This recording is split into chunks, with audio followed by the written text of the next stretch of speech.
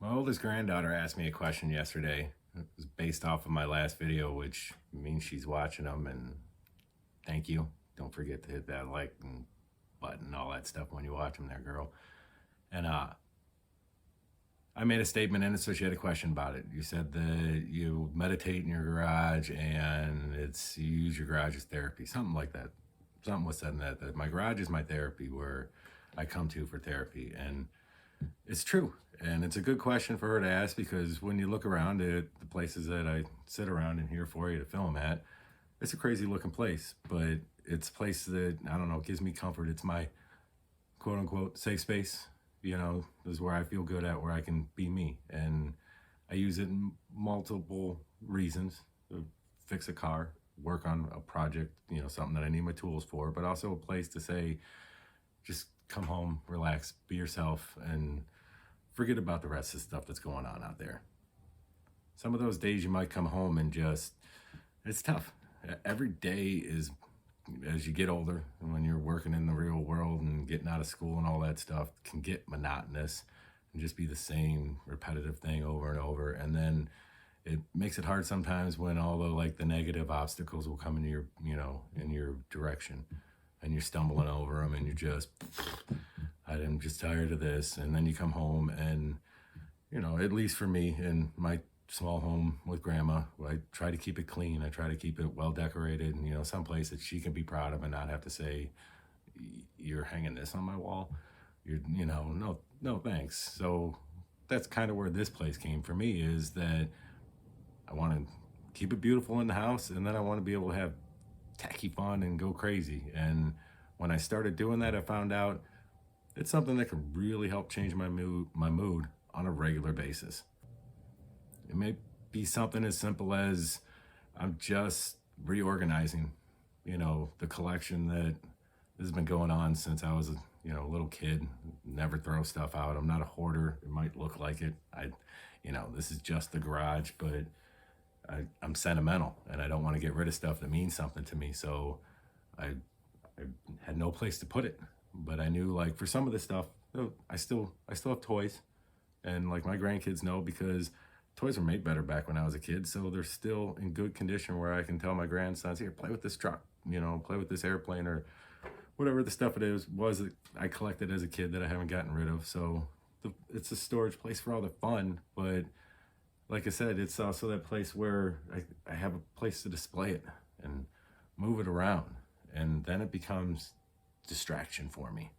And for my personality, a distraction is something that I sometimes definitely need, because I can be strong-headed and something's making me mad, irritating me, and that's ruling my thought. I can't sometimes get out of that. So having a place like this, it's a healthy habit for me to come to. Like when you're a little kid, and you have your room, that's where you can go and close your door and say, leave me alone. I'm gonna pout, I'm gonna do whatever. But what happens when you're in that room? You start realizing, hey, that toy over there needs playing with. It's pretty cool. Or I'm gonna turn on my radio. I'm gonna listen to some music that I like. And what happens after maybe even just that one song? Before you know it, you're not brooding and upset.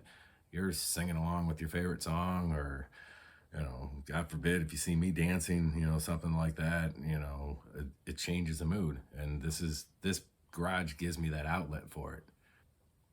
I learned while having kids when they were young that, we give them their rooms, and then we try to keep the living room, tidy enough that we can, but that's family space, and it still get overrun with their toys, and different things like that, a collection of all of us. But I think as adults, you still need that space to go to for yourself and get away. And, depending on what you do have, you should be, taking advantage of what you have.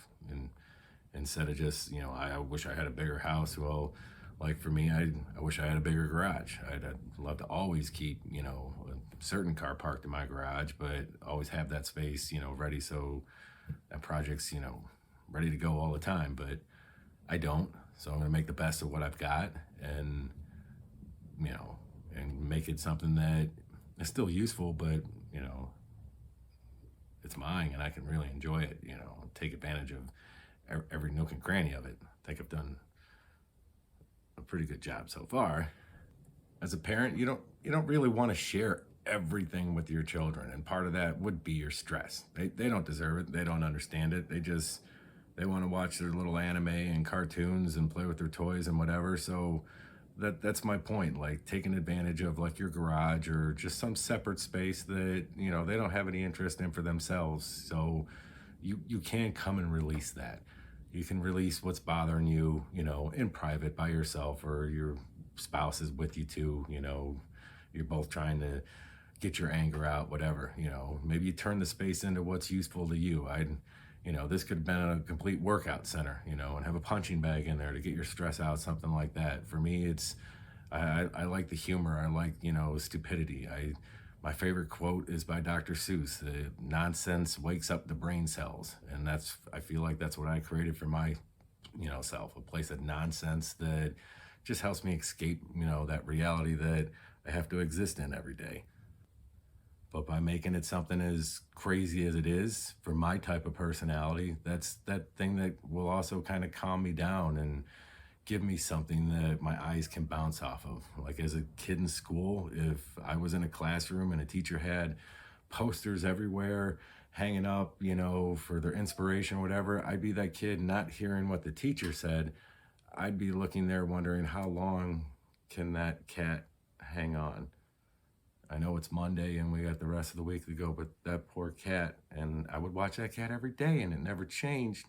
But that's my point. I guess what I learned from myself was create that same thing that distracted you when you were a kid, when you felt that stress, on certain jobs or tests or things that were going to come up and bother you. What kept you calm? It was some of those silly things that for me, and I just want to get lost in thought. That really kind of helps kick out everything else and just get calm and actually start getting focused. Then for me, that starts giving me the ability to, when I pull myself away from just, listening to certain music or staring at my decorations or rearranging them until I've forgotten everything else from the day, that starts clearing up my head for those ambitions and that inspiration to hit me to say, I want to do something now. And without having all the negative that I brought home with me, I'm not thinking about that to impurify the new thoughts that I'm having, so to speak, that I can go into the next project, I can go into that next thought for myself as positive as possible, having the best expectations on myself, and it can make a difference. It can make a difference on if I'm working on a vehicle and I don't put myself in the right mood and I'm working on that vehicle and I keep telling myself this is going to be a problem, we're going to have this go wrong, it seems like 9 out of 10 times that's what happens, and the vehicle is still there waiting for me the next day to work on because I kind of foreshadowed and told myself that you're going to be a failure today. So instead, if I, maybe if it's time to work on a vehicle, I come chill out here, listen to some music, maybe I got a couple TVs out here. I maybe watch, old comedy or something like that makes me laugh. I still play video games. Maybe I'll play an old video game. Just give myself that distraction that puts myself in that better spirit for myself, that better mood. And then when I'm feeling, on that right vibration, to say, I feel good. And that's really that time to say, okay, let's stop at that.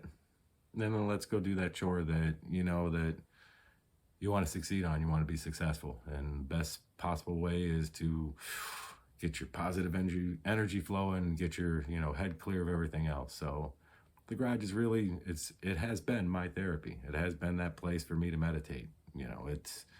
It's different, but I think we're all different, and we need to figure out what resonates with us to be able to find those, that path that you want to be on, to say, I can sit here and get rid of all those, bad waves, negative waves, and put myself, back to being happy, and that makes me feel healthier, and it makes me, want to smile more and move about the day in a positive way. So there you go. There's a kind of weird explanation on how therapeutic this garage can be for me. And, I hope that, like, for my granddaughter that says, hey, I get it, and maybe you'll understand too when you're older. If you watch this again, 10 years from now and you're dealing with your own stress, say, that was good advice. I'm going to take advantage of space in my house just just to keep being you. Allow yourself to be you, and don't lose that kid, inside of you on the way you want to, that innocence that you have. That helps. Instead of always just facing harsh realities, try to keep some of your innocence and maybe a little belief in magic or whatever it is that just, keep hope and keep your faith, because it could be tough out there. So create ways to not make it tough on yourself, create positive spaces for yourself, and maybe the more you're living in that and the more that you're enjoying that, the less negative that you're encountering, because it's just the mood that you're in. You don't need to be in anything other than a good mood. So I hope you enjoyed it, and remember me kindly. Have a wonderful day. Thank you.